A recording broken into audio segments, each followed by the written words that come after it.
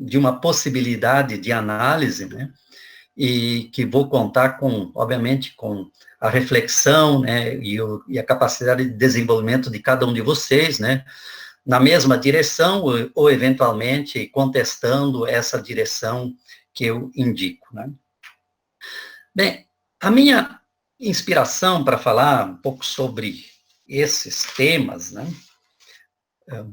matematização e objetivação, né, da natureza, vem do meu mestre, professor Mário Osório Marx, né, um texto que deveria servir de base para uma das disciplinas do programa de pós-graduação em Educação nas Ciências, uma disciplina chamada Paradigmas do Conhecimento, da qual ele foi titular enquanto estava vivo, e a partir de 2002, né, 2003, né, depois da sua morte,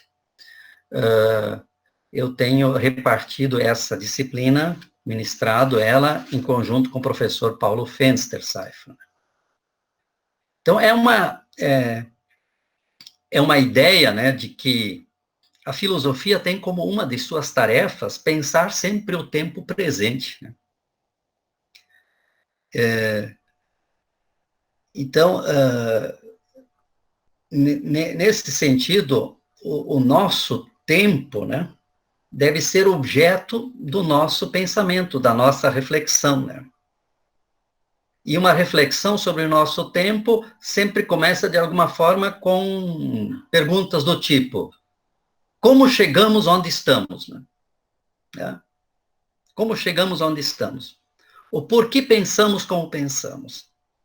É uma reflexão que ele chama de paradigmática. A reflexão sobre os paradigmas, os referenciais que nos governam, né? As ideias que esposamos, né? Uso essa expressão para dizer que com as quais nós casamos, né? E que, eventualmente, já não lembramos que selamos esses casamentos. Então, muitas vezes, os referenciais com os quais nós operamos não são propriamente refletidos, conscientes, né? E muitas vezes os assumimos como se fossem naturais, como se fossem óbvios, né? E aí o Mário Osório, ele se põe a pensar como um bom hermeneuta, pensando o tempo presente, entendendo que ele não surgiu assim de uma hora para outra, né? O tempo, cada época não se explica em si, né? E, em regra, não tem em si mesma as suas bases, né? Ela herda noções de épocas anteriores, né? Então, a humanidade não, ela se reconstrói sempre, né? Voltando para alguns temas, abandonando outros, né? E aí, ao tematizar a modernidade, né, sempre com aquele momento novo, aquela época nova, né, ou considerada nova em relação à época anterior. Então, ele dá o exemplo de que uma primeira modernidade aconteceu ali pelo século IV, V depois de Cristo, quando tinha uma novidade, a novidade da cristandade, né, do cristianismo como religião oficial do Império Romano, a novidade em relação ao período da Roma pagã. Tá? Então, a primeira vez que se usou a palavra modernidade foi nessa época. Mas o Mário, então, diz assim, olha, nós temos uma outra modernidade, né, que é essa modernidade que é dos séculos XVIII, XIX, século XVII, né? Essa modernidade que se estabeleceu depois de ser gestada, ao longo de 4 séculos, desde o final da Idade Média, né, até, vamos dizer assim, até a Revolução Francesa, por aí, né, até o Iluminismo. Tá? Então, esse tempo, o Mário quer compreender melhor, compreender naquilo que são os seus pressupostos. E ele vai fazer uma recorrência às duas tradições principais que estão na base da nossa civilização ocidental e cristã. Então, ele vai identificar digamos assim, um tipo de pensamento que se estabelece no judaísmo e no cristianismo, né? E um outro tipo de pensamento que se estabelece na filosofia grega, e que vão assumir toda a sua potência a partir da modernidade. Bem, então vocês vão ver que eu vou tentar puxar um fio desde as culturas grega e judaico-cristã para com o tempo da modernidade. Vou poder fazer isso de uma forma muito, muito lacunar, né? Só fazendo quase que um insight, uma intuição, né? Seguindo isso que foi o desenvolvimento que o Mário Osório fez, obviamente de forma bem consistente e fundamentada, né?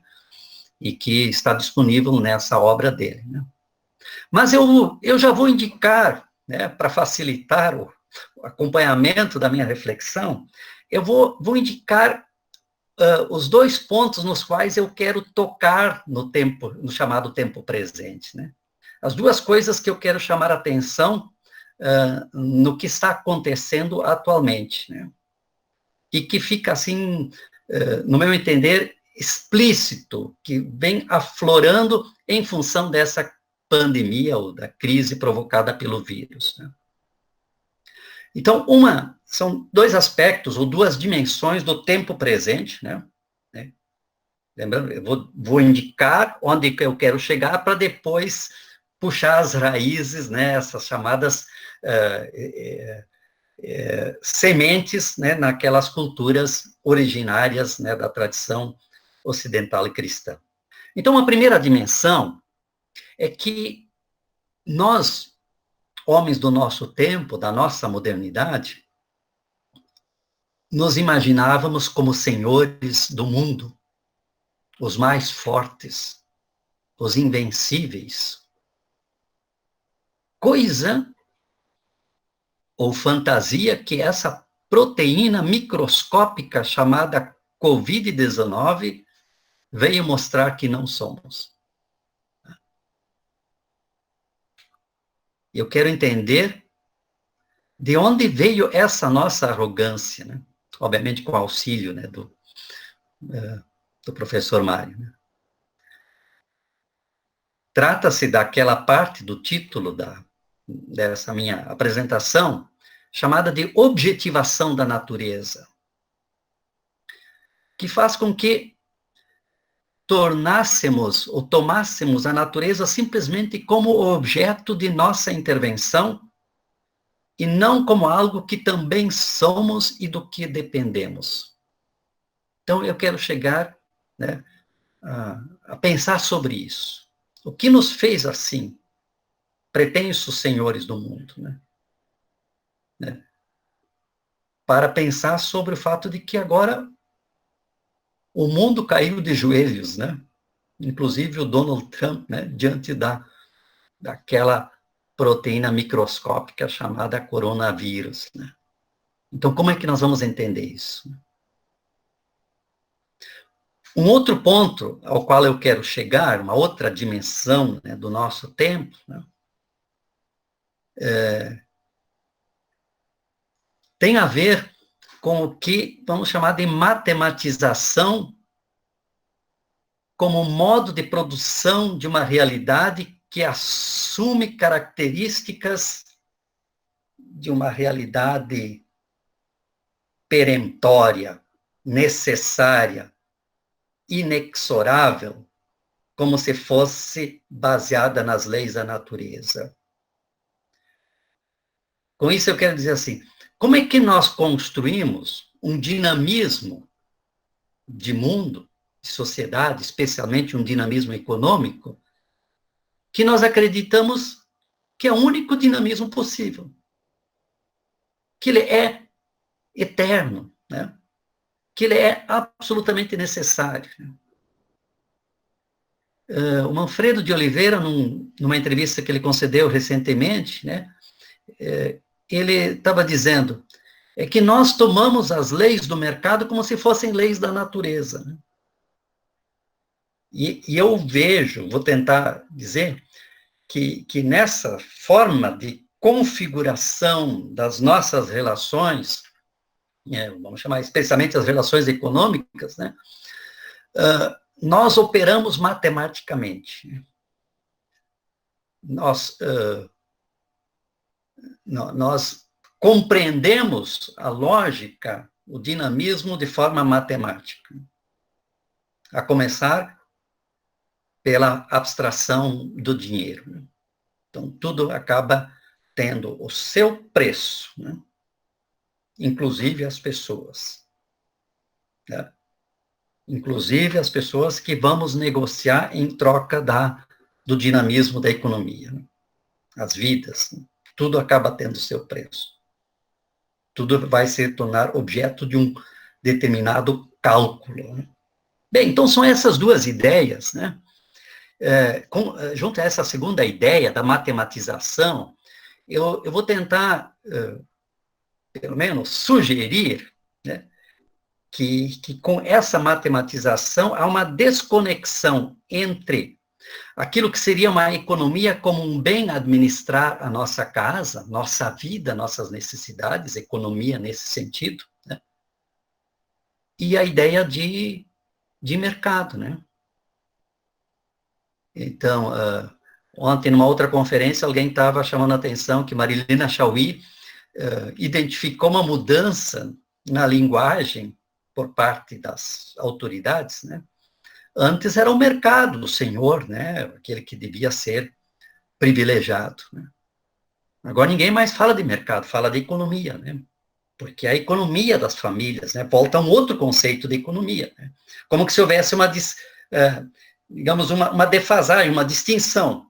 Uma coisa é o bem administrar a vida, suas necessidades, administrar a casa, né? Que todo mundo concorda que precisa acontecer, né? E outra coisa é ter um mercado que parece que fica cego a essa dimensão, né? À medida que estoca dinheiro, né? E falta o necessário para a boa economia das casas. Assim, tá? Então, isso que eu quero identificar com um modo de operar da modernidade que projeta, então, entre as diferentes coisas, o seu próprio mercado. Né? Bem, dito isso, já indicado para onde eu quero amarrar os dois fios que eu vou puxar desde a cultura grega e judaico-cristã, né? Vamos, então, seguindo um pouco o raciocínio do Mário Osório, tentar identificar na cultura judaico-cristã algo que nos fez senhores, pretensos senhores da natureza. E, além disso, que de alguma forma nos tirou, né, como fazendo, nos separou da natureza, como se nós fôssemos uma coisa alheia a ela. Tá? Então, na reflexão do professor Mário Osório, né, como um dos aspectos da religião judaico-cristã, nós temos a ideia do Deus criador, a ideia do Deus que, a partir da sua exterioridade, cria o mundo. É o livro do Gênesis. Né? Então, Deus está diante né, e produz o mundo. A terra, o sol, os astros, né? As águas, as plantas, os animais. Então, há um movimento de pensamento em que alguém está de fora. No caso, obviamente, Deus. Deus está de fora. Mas se cria uma imagem de uma possibilidade. Inicialmente, é a possibilidade que se coloca, que se reconhece como sendo de Deus, né? Mas, de alguma forma, com isso, a natureza, ela é desmistificada. os deuses deixam de povoar as forças da natureza, né? E se concentram no Deus único, né? Que está externo à natureza, né? Essa é uma característica, e isso é próprio do judaísmo e do cristianismo, é o Deus exterior, o Deus de fronte, né? O Deus criador. É bom lembrar que essa narrativa do Gênesis apareceu no século VII a.C., enquanto os hebreus eram escravos na Babilônia, né? Então, é uma narrativa que tem um efeito, assim, muito interessante para um povo escravizado por um povo, os babilônios, que adoravam forças da natureza como sendo seus deuses, né? Então, imaginem o moral daquele povo escravizado, né, para manter-se unido e na luta, poder dizer, bem, aquilo que vocês adoram como sendo deuses não passa de criaturas do nosso Deus, de criações do nosso Deus. Estão conseguindo ver essa novidade, né, do Deus como exterioridade à natureza, né? O que vai acontecer, né, com essa deixa da Bíblia, né? Na modernidade do século XVII e XVIII, quando a filosofia se torna laica e a ciência se livra da tutela das religiões, quem vai assumir esse posto de Deus vai ser o próprio homem, né? Ele que vai estar de frente, né? Ele vai se reconhecer como o produtor, o criador de novas realidades. Ele vai se sentir como tendo uma franquia da mente divina e, por isso, pode criar também um mundo à sua imagem e semelhança. Então, é o homem que assume esse posto. Lembra que eu tentava dizer de onde vem a arrogância do homem moderno, né? Então, é justamente isso que eu estou querendo dizer, né, na esteira do pensamento do professor Mário Osório, né?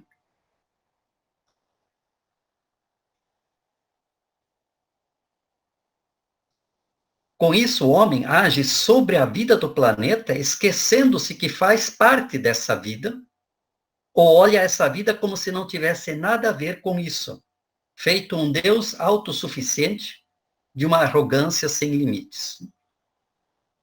Tá?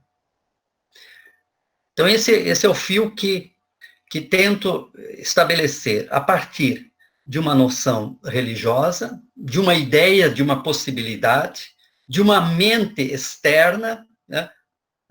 De uma mente, de uma ação criadora externa à coisa criada. Então, nós humanos nos colocamos nessa posição e em regra, imaginamos que tudo o resto estaria ali para o nosso deleite, para os nossos caprichos, né? Todas as outras criaturas, inclusive a própria natureza. Né? Ela tem aquele negócio que gira e já... Como? Oi? Sim. Bem, na sequência, outro fio que eu quero puxar, então, da cultura grega, né? Então, a cultura grega, como a gente sabe, ela tematizou a ideia da coisa, né? O visto desde o sempre, o ser como essência imutável, né? Que está para além dos aspectos acidentais, né? Do contingente. É toda essa tradição que começa com Sócrates, passa por Platão e chega até Aristóteles, né? É a ideia de que o que interessa mesmo é aquilo que permanece, é aquela ideia, é aquela abstração, tá? Bem, isso se transforma depois em número, né? Então, o pastor já não precisa mais ter 100 pedrinhas na sua casa para representar as suas 100 ovelhinhas e vai escrever simplesmente na sua tabuinha 100 ovelhas que eu tenho, né? Então, o efeito do número. Depois, essa noção de algo essencial abstraído vai se converter na ideia do dinheiro, né? Do dinheiro que já não já não representa mais as coisas, mas representa um valor consensuado. É uma realidade apenas mental e funciona enquanto funciona nas nossas cabeças, nas nossas mentes, né? Então, é uma realidade objetivada. Bem, isso, de alguma forma, vai se traduzir como uma empolgação por parte da filosofia, especialmente de Platão, depois na modernidade, por Descartes, numa fascinação pela matemática, pela ideia da abstração, porque a matemática permite projetar realidades, né? Então, a ciência se torna prospectiva. Então, tudo em função desse operar lógico abstrato, né, de projeção. Bem, como isso vai aparecer na modernidade? Eu só vou poder colocar rapidamente alguns elementos, depois, se alguém quiser complementar e eu fazer perguntas, né, se eu souber, vou responder. Mas é bom observar que Galileu chegou a dizer o seguinte: a natureza está escrita em caracteres matemáticos. O que significa isso? A matemática é como que o DNA de tudo que existe. Bem, quem domina a matemática, então domina o DNA, né, de toda a realidade.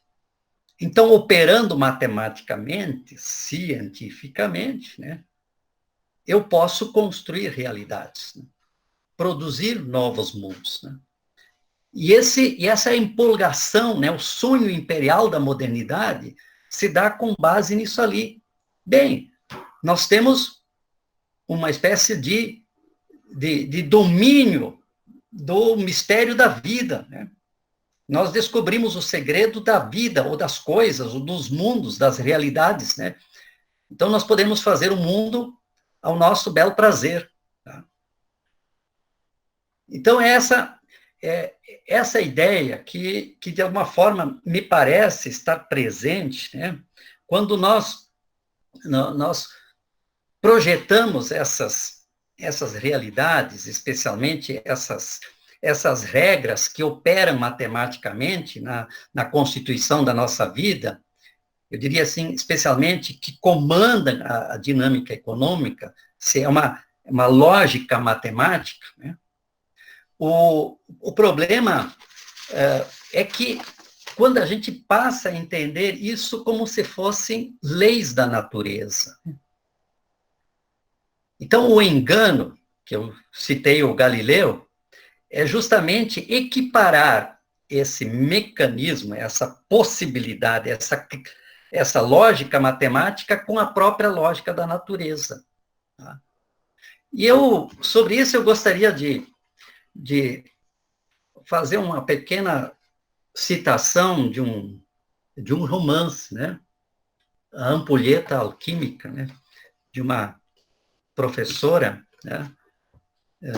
Filósofa, que no romance traz todo um debate sobre a ciência e a física do século XX. Né? E aí, a uma certa altura, um interlocutor, um estudioso, né? De Princeton, dos Estados Unidos, ele faz a seguinte reflexão, né, numa espécie de relato que ele faz sobre os seus estudos. Tá? Então, falando das teorias da física do século XX, tá?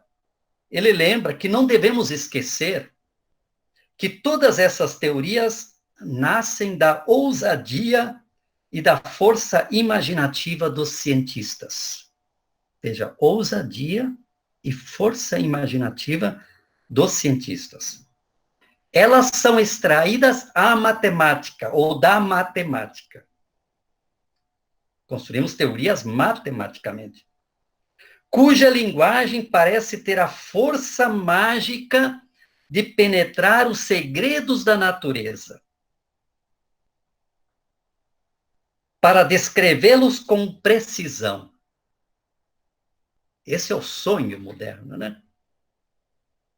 A ousadia, ou a imaginação, a fantasia, que nós podemos penetrar os segredos da natureza e descrevê-los com precisão.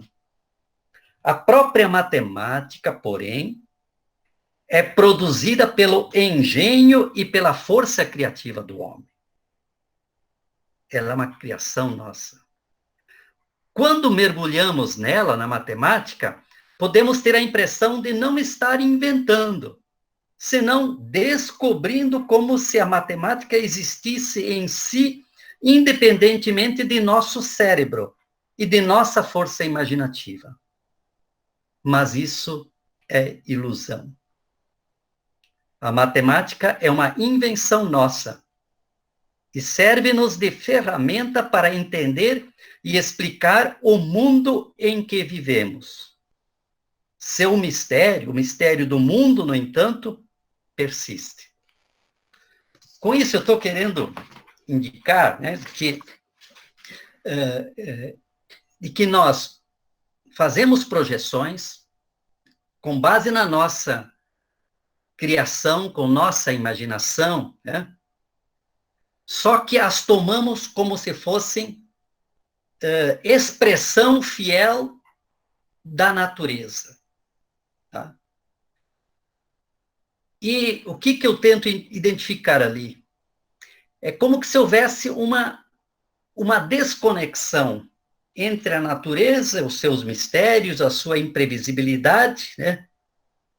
E a forma como nós acreditamos que as coisas sejam. Né? E estamos como que nesse impasse agora. Pô, a nossa matemática não funciona, né? Nossa ciência não deu conta de tudo, não conseguimos resolver todos os problemas, né? Tá? Bem, obviamente que eu estou sinalizando muito por alto, né? É nessa conexão, né, entre dois pressupostos básicos da modernidade, né, e os seus reflexos, né, na dinâmica do tempo presente. Né. Não me entendam que eu queira negar a matemática, né? Não me entenda que eu queira negar o pensamento filosófico, né? Mas apenas a gente reflete para tentar entender por que estamos onde estamos, né? Por que pensamos como pensamos, né? Então, esse é o movimento que nós estamos propondo. Né? Bem, a partir disso, eu vou me encaminhando já, de alguma forma, para o final e tentando ler o recado do vírus para nós no tempo presente, né? Com base nessas coisas que eu acabei colocando, né? Então, o vírus parece que está a dizer ao homem, a nós, a cada um de nós, tu não és o senhor da natureza, és uma parte dela. Não sufoque as demais criaturas com a sua prepotência. Lembra-te que se a natureza não respirar, tu também não respirarás mais. Mas como és teimoso, vou-lhe dar a chance de experimentar o que é ficar sem respirar. Quem sabe, com isso, tu te darás conta que deves ajudar a cuidar dessa frágil membrana de vida que o acaso permitiu que se estabelecesse no planeta Terra. E as imagens, acrescentaria agora, né, ao recado do vírus, né, as imagens de satélite, inclusive estava vendo hoje, no meio-dia, comparativos, né, do grau de poluição dos grandes centros, de agora, de outros tempos, ou do ano passado, né, parece que dão a entender que o planeta está respirando mais aliviado. Então, isso como decorrência, né, daquela ideia de que nós não podemos imaginar que o mundo está como objeto para nossa intervenção sem limite, né, que possamos fazer dele tudo o que nos aprouver. Agora, o segundo recado do coronavírus, né? Parece que ele está a nos dizer: as leis que vocês têm adotado para a organização de suas vidas, para a distribuição dos bens materiais e culturais, são leis inventadas por vocês, e por isso, caso quiserem, podem modificá-las. As regras do mercado não são regras da natureza, por mais que vocês confiem nelas. Se elas excluem a muitos de uma vida digna, enquanto permitem que outros concentrem riquezas desnecessárias, lembrem que todos estão no mesmo barco. Portanto, sejam cautelosos e talvez um pouco mais criativos, né? Lembrem que antes falei do capital financeiro, que parece estar atucanado, né? Sem saber em que lugar do planeta se acomodar, onde investir. Me lembro que alguns anos atrás, Delfim Neto usou a imagem da nuvem de gafanhotos para se referir ao capital financeiro internacional. Ele disse que ao redor do planeta, ao modo de bits, ou bytes, né, a serem enviados a partir de computadores, flutuam algumas dezenas de trilhões de dólares na expectativa de pousar em alguma plantação que lhes garante lucratividade. Como sabemos, assim que os gafanhotos comem todo o verde que encontram pela frente, né, para quem viveu a época dos gafanhotos, né, eu lembro disso dos meus pais que contavam isso, tinha épocas quando vinha aquela nuvem de gafanhoto, não deixava uma folha verde, né? Então, para mim, foi muito, muito sugestiva essa imagem, né? Então, quando tudo verde se foi, esses gafanhotos levantam voo e vão em busca de novas pastagens, né? Bem, e indo para o final, é bom lembrar que esse modo de impulsionamento da nossa economia abrange os diversos setores da sociedade, né? Então, esse comando, essa projeção, esse cálculo prospectivo, né, se faz também sobre as nossas vidas, tá? Através das tecnologias, da biotecnologia, da inteligência artificial. Quem sabe as nossas quarentenas nos sirvam para pensar se estamos satisfeitos com os rumos que estão sendo apontados e que, como sabemos, apontam para um mundo em que os valores humanitários, que hoje nos animam, pelo menos ainda nos animam, talvez pouco venham a significar, à medida que seremos governados por quem governa os nossos algoritmos, incluindo nossos gostos, nossos interesses, nossos desejos. Enfim, o que acreditamos ser expressão do nosso eu, dos nossos eus, mas que não passarão de projetos matematicamente calculados. Então, essa ideia, né, sei que numa rápida troca de ideias com o professor Fábio, eu tinha dito, né, se dá para tirar alguma coisa positiva desse momento, né, é talvez com relação a essa oportunidade de reflexão, né. Há diversos tipos de análise que dizem, olha, a humanidade como nós a conhecemos, o tipo de pessoa humana, como sujeito autodeterminado, que foram as nossas apostas, especialmente a partir da modernidade, né, os indicativos que temos é que esse homem não vai existir mais. Algumas máquinas vão ser comandadas e vão controlar a vida das pessoas, né, pelo famoso algoritmo. Então, nós vamos ainda continuar acreditando que queremos isso, que queremos aquilo, mas quem fez as nossas cabeças, assim como quem define o nosso voto, ou quem tem definido o nosso voto, em boa medida, foram as máquinas que influenciaram o nosso modo de pensar, né?